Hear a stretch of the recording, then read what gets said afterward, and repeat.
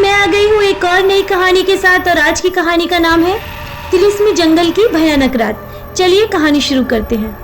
यह कहानी विजय और मोनिका की है जो अपनी कार से एक सुनसान जंगल के रास्ते से गुजर रहे थे।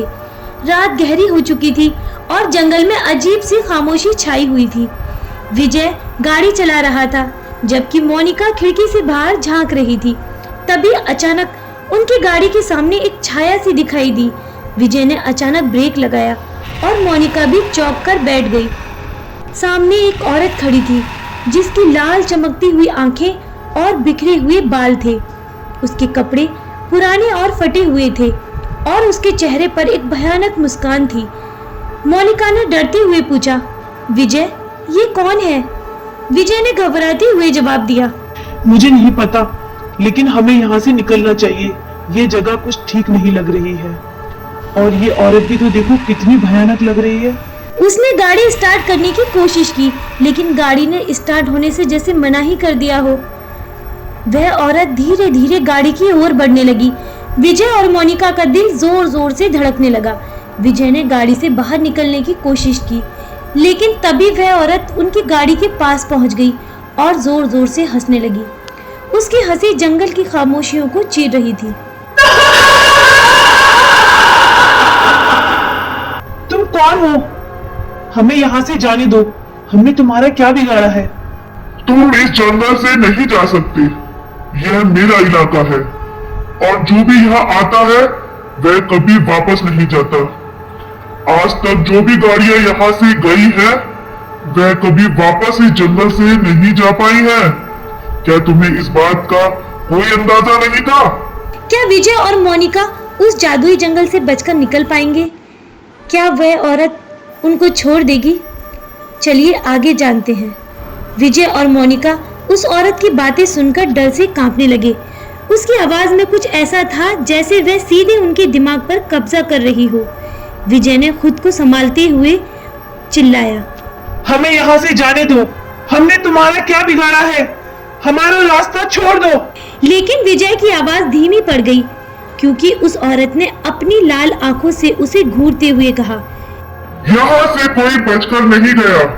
तुम दोनों ने भी यहाँ आकर बहुत बड़ी गलती कर दी है। तुम दोनों भी अब यहीं रह जाओगे और हमेशा इस जंगल में एक आत्मा बनकर घूमोगे। अचानक विजय और मोनिका की गाड़ी अपने आप हिलने लगी। कार का इंजन बंद हो गया और चारों तरफ घना अंधेरा छा गया। हवा ठंडी हो गई और अजीब सी आवाजें करने लगी जैसे कोई खामोशी में बड़बड़ा रहा हो। मोनिका ने घबराते हुए गाड़ी के अंदर से विजय का हाथ पकड़ा लेकिन अब उनका डर चरम सीमा पर था। वह औरत धीरे धीरे कार की ओर घूमने लगी। उसकी हंसी गूंजने लगी और पेड़ों की शाखाएं अचानक से उसकी तरफ झुकने लगी मानो उसे अपनी गोद में लेने के लिए तैयार हो।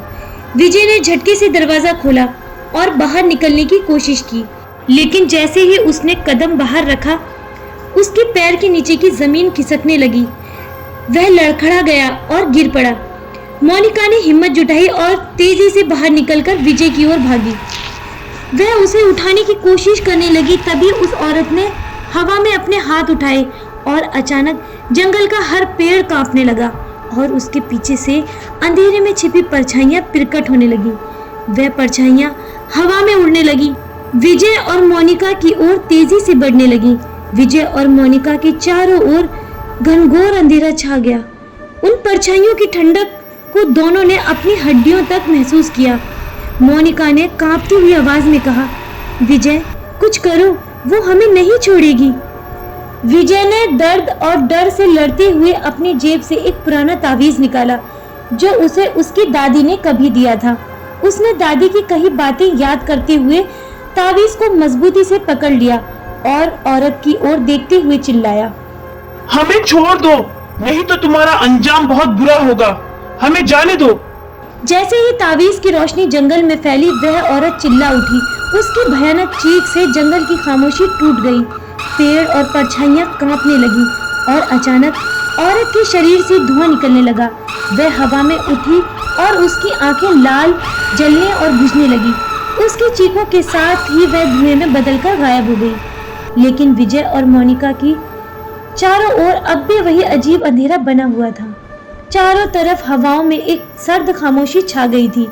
विजय ने मोनिका को कसकर पकड़ा और तेजी से गाड़ी की तरफ दौड़ा।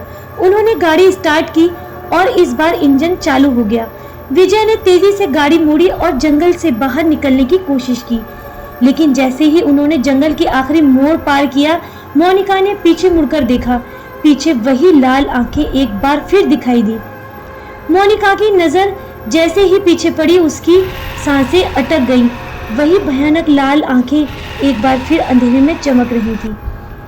इस बार वह और भी ज्यादा नजदीक आ चुकी थी और उसकी हंसी पहले से भी ज्यादा भयानक गूंज रही थी। मोनिका की आवाज कांपती हुई निकली, विजय, वह हमारे पीछे अब भी है। विजय ने घबराते हुए गाड़ी की रफ्तार और बढ़ा दी। वह जानते थे कि अब उन्हें जल्द से जल्द जंगल से बाहर निकलना होगा, लेकिन रास्ता उन्हें अब भी खत्म होने वाला नहीं लग रहा था। हर मोड़ के बाद जंगल और भी घना और डरावना होता जा रहा था। ऐसा लग रहा था कि वह जंगल में वहीं कहीं घूम रहे हैं, कहीं भी जा रहे थे, वह एक ही जगह आ जा रहे थे। तभी गाड़ी के सामने अचानक एक विशाल पेड़ दिखा। विजय ने पूरी ताकत से ब्रेक लगाया। गाड़ी एक झटके में रुक गई। दोनों आगे की तरफ झुक गए और धड़कनें रुकने जैसी हो गईं। मोनिका ने घबरा कर पूछा, अब क्या करेंगे विजय? विजय ने तेजी से चारों ओर देखा। उन्हें समझ नहीं आ रहा था कि क्या करें। तभी गाड़ी के चारों तरफ एक ठंडी हवा का झोंका आया और पेड़ों से एक बार फिर वही भूतिया परछाई उभरने लगी। वह परछाइयां उनकी गाड़ी के चारों ओर मंडराने लगी, मानो उन्हें घेर लिया हो। विजय ने गाड़ी का दरवाजा खोलने की कोशिश की, लेकिन दरवाजे भी बंद हो गए थे, मानो किसी अदृश्य शक्ति ने उन्हें जकड़ लिया हो। मोनिका ने कांपते हुए कहा, विजय, कुछ करो, वो हमें यहाँ से जाने नहीं देगी। विजय ने गाड़ी की स्पीड और बढ़ा दी। अब उनकी गाड़ी जंगल के अंतिम छोर की ओर तेजी से बढ़ रही थी, पर जैसे जैसे वह आगे बढ़ते गए, वैसा ही महसूस हो रहा था कि जंगल खत्म होने का नाम ही नहीं ले रहा था। अजीब सी धुंध उनके चारों ओर घिरने लगी और सड़क मानो अंत तक खिंचती जा रही थी। मोनिका ने घबराहट से कार के शीशे से बाहर देखा तो पाया कि वही परछाई अब भी उनके चारों ओर मंडरा रही थी, मानो वह उनका पीछा कर रही हो। उनकी आंखों में डर का समंदर उमड़ने लगा। अचानक गाड़ी का इंजन जोर से घरघराया और गाड़ी एक झटके के साथ बंद हो गई। विजय ने घबराते हुए चाबी घुमाई, लेकिन गाड़ी अब बिल्कुल भी चालू नहीं हो रही थी। अब हम क्या करेंगे? मोनिका ने घबराते हुए पूछा। विजय ने गाड़ी का दरवाजा खोलते हुए कहा, हमें पैदल ही यहाँ से भागना होगा। जल्दी करो मोनिका, वो हमारे पीछे ही है। दोनों गाड़ी से बाहर निकले और जंगल के गहरे अंधकार में दौड़ने लगे। पीछे से वही भयानक हंसी और पेड़ों की सरसराहट उनके पीछे आ रही थी। जंगल अब जीवित हो चुका था, मानो उसे विजय और मोनिका को पकड़ने के लिए बेताब हो। मोनिका की सांसें तेज हो रही थी। भागते भागते उनकी नजर एक पुरानी टूटी हुई हवेली पर पड़ी, जो घने पेड़ों के बीचों बीच छुपी हुई थी। विजय ने बिना सोचे समझे मोनिका का हाथ पकड़ा और दोनों उस हवेली की ओर दौड़ पड़े। जैसे ही उन्होंने हवेली का दरवाजा खोला, अंदर का नजारा और भी खौफनाक था। दीवारों पर खून के निशान, फटे हुए पुराने पर्दे और जगह जगह बिखरी हुई चीजें। हवेली किसी भयानक त्रासदी की गवाही लग रही थी। दोनों अंदर घुसकर दरवाजा बंद करने की कोशिश करने लगे, लेकिन तभी हवेली के अंदर से एक गूंजती हुई आवाज आई, यहाँ आकर तुमने और बड़ी गलती कर दी। ये मेरी दुनिया है और ये मेरी हवेली है। अब तुम्हें कौन बचाएगा मुझसे? विजय और मोनिका ने चौंक कर एक दूसरे की ओर देखा। क्या यह वही डायन थी जो अब भी उनका पीछा कर रही थी, या वह हवेली की अपनी कोई और डरावनी कहानी थी? जंगल की हंसी अब हवेली के भीतर गूंजने लगी थी। अब उनका भागना और भी कठिन हो गया था। वो दोनों हवेली से बाहर भागने लगे और बाहर निकलकर अपनी गाड़ी के पास आ गए। अचानक वही औरत गाड़ी के सामने प्रकट हो गई। उसकी लाल आंखें सीधी विजय और मोनिका को घूर रही थी। उसकी हंसी गूंजने लगी और वह बोली, तुम भागने की कितनी भी कोशिश कर लो, लेकिन इस जंगल और इस हवेली से तुम्हें कोई नहीं बचा सकता। तुम जहां भी भागोगे लौट कर यहीं आ जाओगे। यह जंगल तुम्हें निकल जाएगा जैसे बाकी लोगों को निकल लिया है।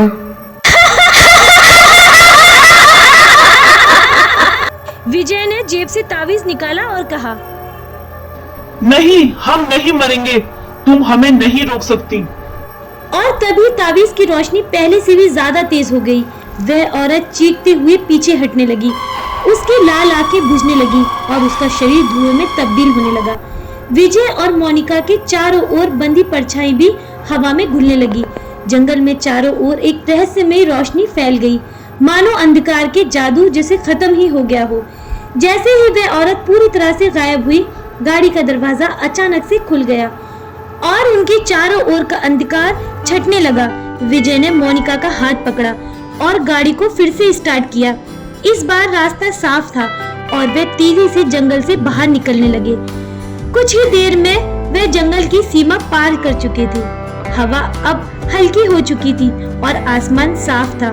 मोनिका ने पीछे मुड़कर देखा, इस बार वहाँ कुछ भी नहीं था। लाल आंखें और वह खौफनाक हंसी सब गायब हो चुके थे। विजय और मोनिका ने एक दूसरे की ओर देखा और राहत की सांस ली। वे जान चुके थे कि उन्होंने एक भयानक शक्ति को हराया था, लेकिन इस अनुभव ने उन्हें हमेशा के लिए बदल दिया था। अब वह समझ गए थे कि कभी-कभी अज्ञात शक्तियों से सामना करना हमें वह हिम्मत देता है जिसकी हमें खुद पर भी उम्मीद नहीं होती। जंगल अब पीछे छूट चुका था और विजय और मोनिका के सामने नई जिंदगी का रास्ता खुल गया था। इस तरह कहानी का अंत हुआ। इस कहानी से हमें यह सीख मिलती है कि चाहे परिस्थिति कितनी भी भयावह और अंधकार में क्यों न हो, अगर हम हिम्मत और विश्वास से काम लें तो हम हर मुश्किल का सामना कर सकते हैं। विजय और मोनिका ने डर के आगे घुटने नहीं टेके, बल्कि साहस के साथ उस भयानक शक्ति का सामना किया। इसके अलावा यह कहानी यह भी सिखाती है कि कभी-कभी हमारे पास मौजूद पुरानी और अनदेखी चीजें जैसे विजय का तावीज हमारे लिए मुसीबत में सुरक्षा का साधन बन सकती है। इसलिए हमें अपने पुरखों की सीख और उनके दिए हुए उपायों को हमेशा संजोकर रखना चाहिए। अंत में मुश्किल समय में साथ रहना और एक दूसरे का सहारा बनना सबसे बड़ी ताकत होती है। विजय और मोनिका ने एक दूसरे का साथ नहीं छोड़ा था और इसी वजह से वे इस खौफनाक तिलिस्मी जंगल से सुरक्षित बाहर निकल पाए। इस तरह कहानी का अंत हुआ। उम्मीद करती हूँ कि आपको ये कहानी पसंद आई होगी।